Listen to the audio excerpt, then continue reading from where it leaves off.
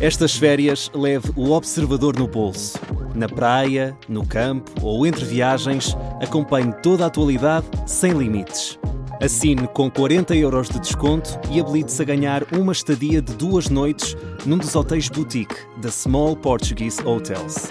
Este verão, desligue da rotina, não da informação. Assine em observador.pt.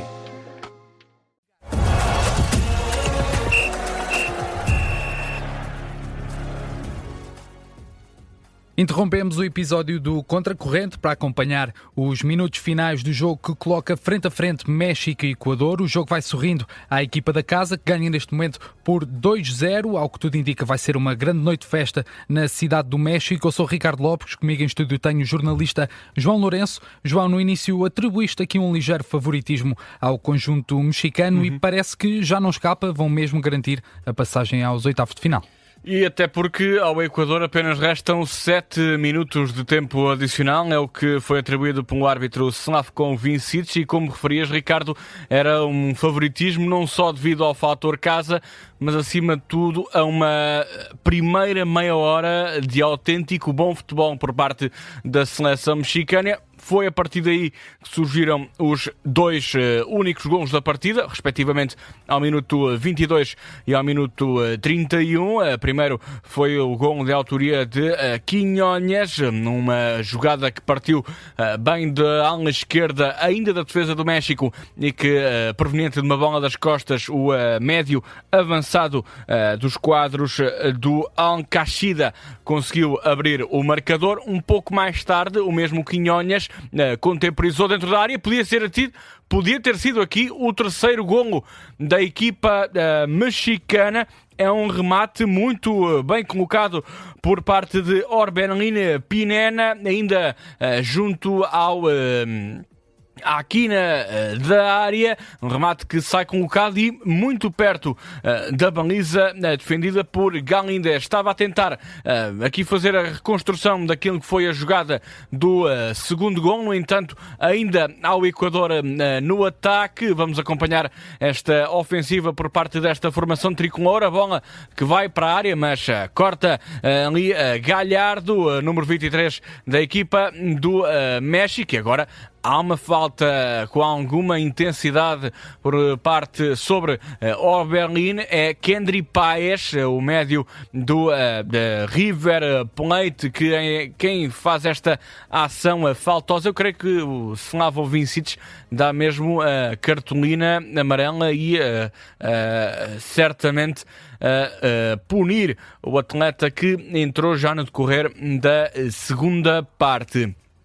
Minuto 3 desta compensação, pontapé livre de Raul Rangel, direcionado ainda, e agora há um conflito, e agora não havia necessidade de haver este desentender por parte de Hincapié do Equador e também Santiago Giménez, avançado do AC Milan. Houve ali um tete-a-tete, um encostar de testas entre os dois protagonistas. Creio que o árbitro vai dar novamente luz verde para Raul Rangel bater um livre. Está à procura de alguém, sim. Estou a tentar ver se estava a falar não com o guarda-redes Raul Rangel, mas acima de tudo acho que vai esperar. Ok.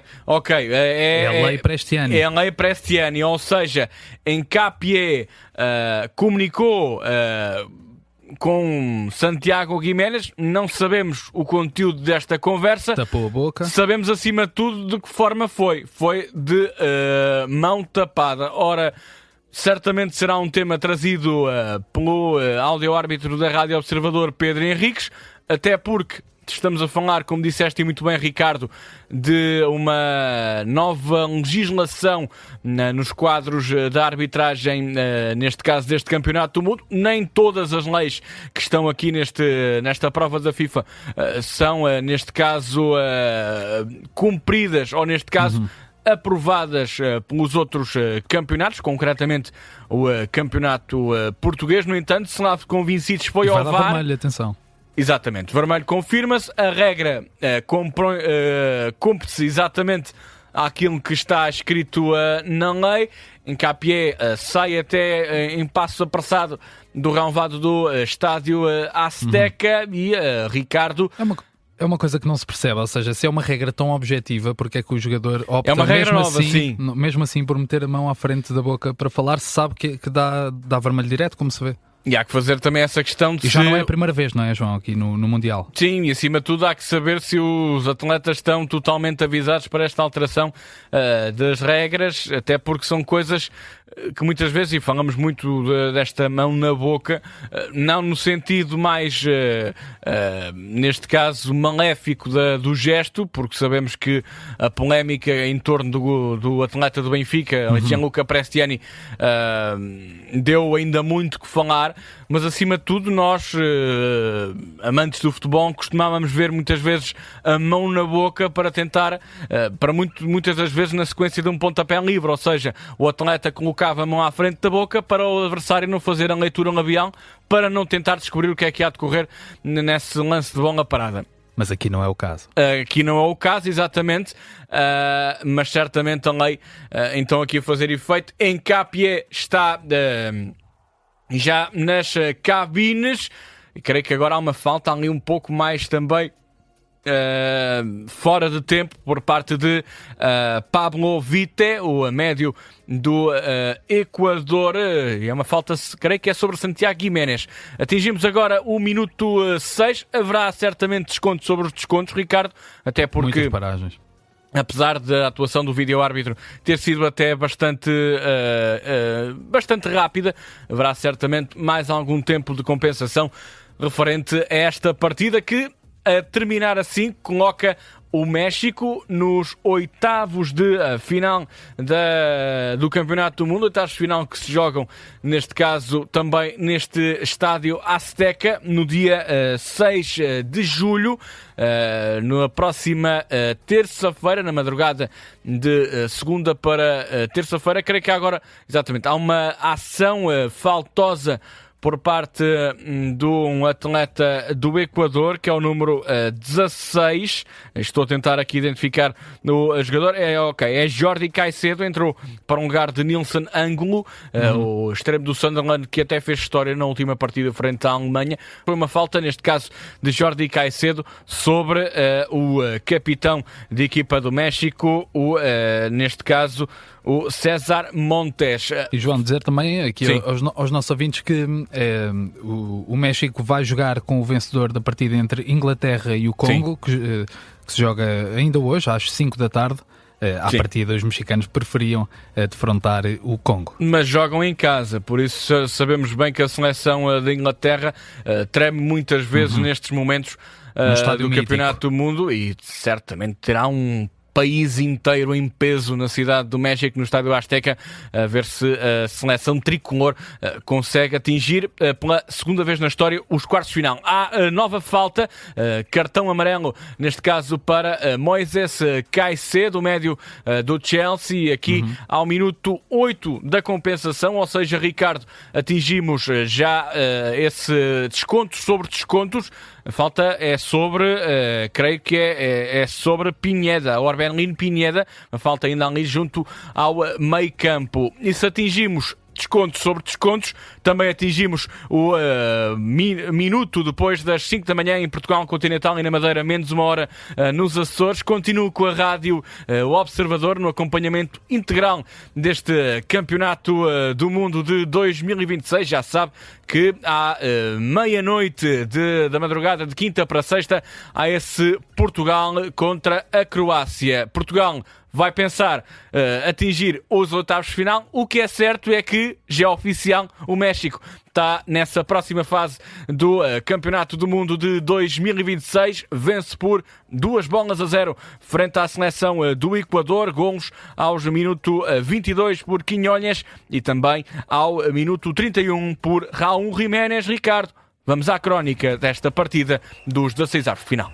Vamos à crónica. 2-0 para o México, cai assim o Equador, avizinha-se, como estávamos a falar, uma grande noite de festa na cidade do México. Ninguém dorme hoje, são mais ou menos 10 horas da noite, mas duvido, a noite com certeza vai ser longa. Ainda tem tempo. João, falamos aqui de um jogo com poucos remates entre os postos, apenas 4, 3 para o México e 1 para o Equador. Faltou também alguma ousadia aos equatorianos, que acabam até por terminar a partida com mais posse de bola. Há também aqui um golo do inevitável Raúl Jiménez, grande conhecido do futebol português, amado por muitos, odiado por outros. Eu pergunto, desde já, quem é a pérola deste jogo para ti? Não vou atribuir a Raúl Jiménez, apesar da grande vontade e da grande participação ofensiva, vou dar a quem lhe fez a assistência para o segundo golo. É Quiñones. Um golo, uma assistência sem espinhas para o avançado do Al-Qaeda, 29 anos.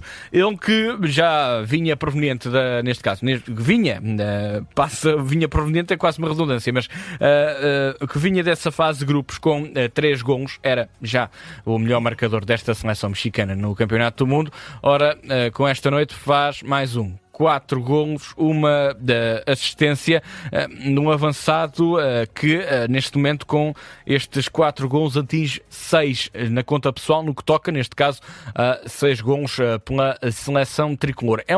Foi um avançado que trouxe muita velocidade, muito drible, muita objetividade acima de tudo, numa meia hora que eu considero como sufocante para a defensiva equatoriana. Foi uma meia hora muito forte inicial, uma seleção orientada por Javier Aguirre, que sabia que tinha que entrar bem, sabia que o Equador vinha super motivado porque tinha conseguido vencer a seleção da Alemanha por 2-1 na fase de grupos, no último jogo dessa fase de grupos, que deu exatamente esse apuramento para os decisivos final para a formação equatoriana. O México sabia que tinha que entrar bem e foi nos pés do Quiñones que verbalizou e que verbalizou não, mas acima de tudo demonstrou essa vontade de resolver esta partida cedo.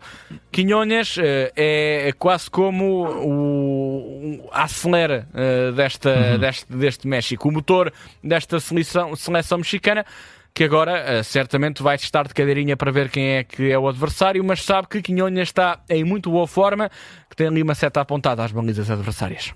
Pergunto então, João, quem consideras que foi o joker da partida, num jogo que ficou praticamente também decidido na primeira parte, embora 2-0, mas o Equador nunca se aproximou, nunca foi de facto uma ameaça. Sim, e vou um pouco contra aquilo que está não vou contra, neste caso não é discordar, acima de tudo vou dar outra opção, até porque o Observador, a equipa da secção de desporto do Observador, tem um artigo por cada seleção e lá identificam a principal figura de cada seleção e acima de tudo deixam pistas para aquele que pode ser a revelação, ou neste caso o joker, não o joker propriamente dito, mas neste caso o pupilo, a jovem referência de cada seleção. Eles atribuem ao Abel Vargas, e bem, diga-se já, um médio que há pouco tempo se transferiu para o Atlético Madrid, mas vou dar um jogador mais jovem, de apenas 17 anos, joga no Tijuana do México, chama-se Gilberto Mora. Ora, Mora é um médio, 10 propriamente dito, tem sido apontado até a vários clubes europeus, inclusive eu creio que até já foi apontado ao Benfica e ao Sporting.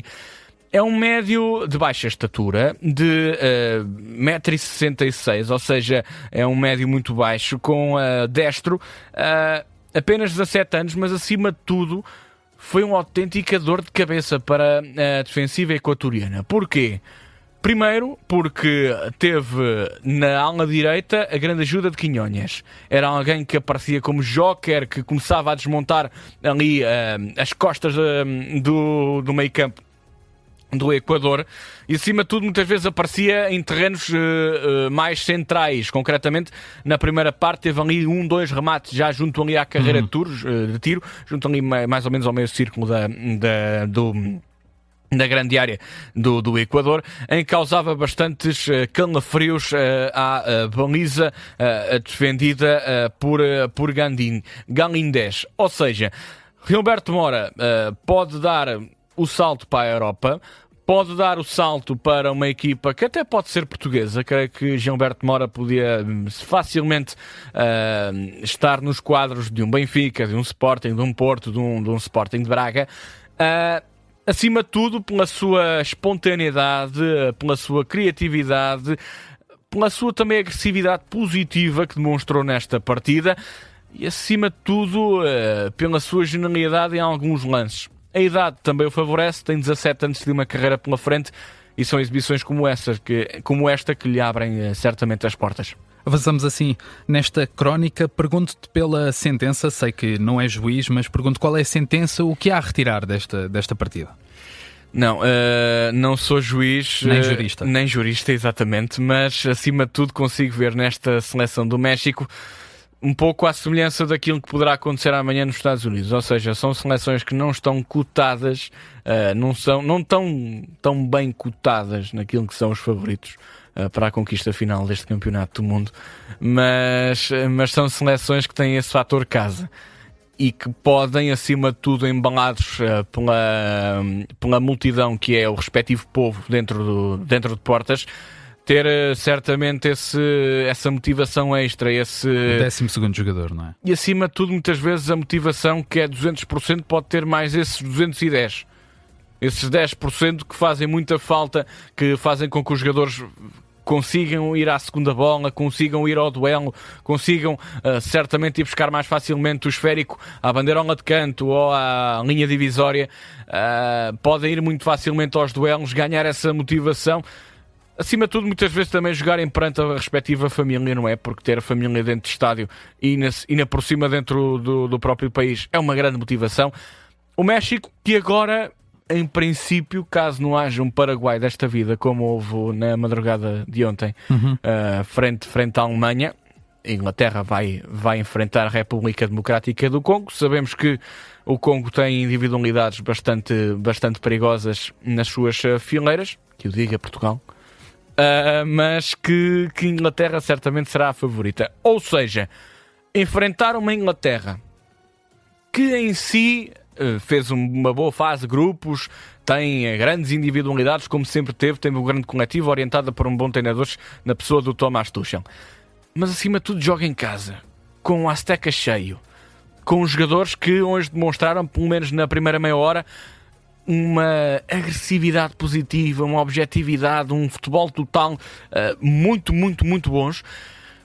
Podem causar calafrios à Inglaterra e quem sabe atingir aquilo que foi o melhor resultado da história desta seleção mexicana em campeonatos do mundo. Os quartos de final em 1970. Jogar em casa contra uma Inglaterra, imagine-se o México eliminar a Inglaterra em plena Azteca, certamente será um cenário já muito idealizado na cabeça dos mexicanos. Vamos ver. O que é certo é que já estão nos oitavos de final. Pode sonhar, o México está atribuída à pérola, o Joker e a sentença. Pergunto agora pela mentira. A seleção do Equador tem muitos mais trunfos defensivos do que ofensivos, com defesas do Arsenal, também do PSG, um ótimo médio defensivo também do Chelsea, mas nem com essa solidez defensiva conseguiu manter a baliza a zeros. É algures aqui que está a mentira nesta falta de eficácia, tanto no ataque e não conseguirem ter esta coesão defensiva na defesa.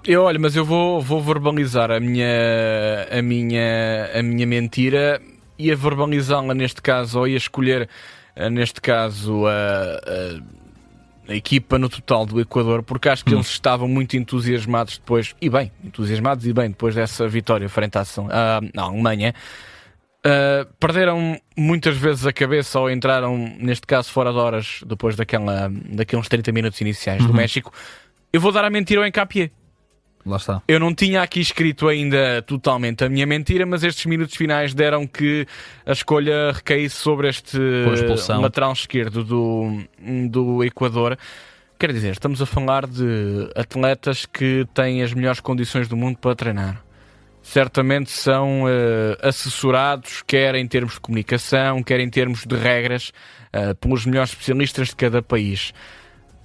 O Hincapié, sabendo que joga, e o Hincapié foi campeão em Inglaterra, não é nenhum Zé Ninguém que de repente tem aqui uma oportunidade no Equador e que, por exemplo, até jogava num campeonato sul-americano, que não é o mais competitivo de todos, ou seja, não estava a par daquilo que se passa nas novas regras de arbitragem.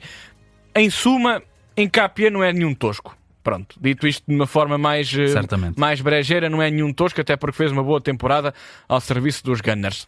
E fazer uma asneira destas, numa altura em que se calhar até o Equador não conseguiria buscar o resultado, nem conseguia levar a partida a prolongamento, mas acima de tudo levar um cartão vermelho, uma expulsão desta maneira, epá, e desculpem um pouco mais brejeira esta parte da crónica, mas eu acho que é um bocado estúpido.